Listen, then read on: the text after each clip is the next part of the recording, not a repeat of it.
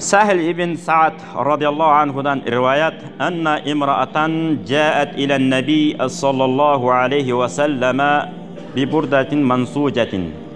Bayağı Peygamber Muhammed aleyhisselam'a bir ayal tokulgan uzun bir giyimde alıp geldi. Çapan siyahtı. Uzun bir giyimde alıp geldi. Dağı faqalat munday deydi. Nasajtuha biyadi li aksukaha. Uşunu öz kolum menen tiktim. Bizde bunday söz var go, öz kolum menen uyutkan ayran dep aytat go. Öz kolum menen jasagan tamak.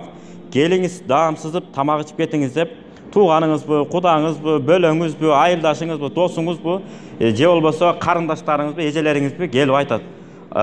Bayke josa ineyim deyt. Gel, men bunu öz kolum menen tamak jasap berem. Gelip çay içip ketip koydu misалы. Ушунчалык берилип, жанагы аял айтат, "Эми азыркыдай кийим оңой да мында алып сатып алып берип коеберебиз." Ал убакта кол менен тегип байпактарды кийип калдык. Мына сайыздын учурундагы балдар, агаларым, аталар отурасыздар. Чермейлерди тигип берчү эле апаларыбыз, чоң апаларыбыз. Азыр эми андай болбой калды, даярын алып эле, түйшүк деп.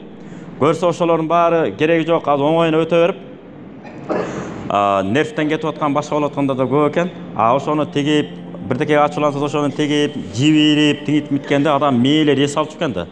Ошонун бардыгы абдан жакшы нерсе экен. Өзгөчө улгайып калган кезде бир нерсе менен алектенип, өз негизи шайтан боштукта эмне кылат экен, адамды азгырып жайлайт экен.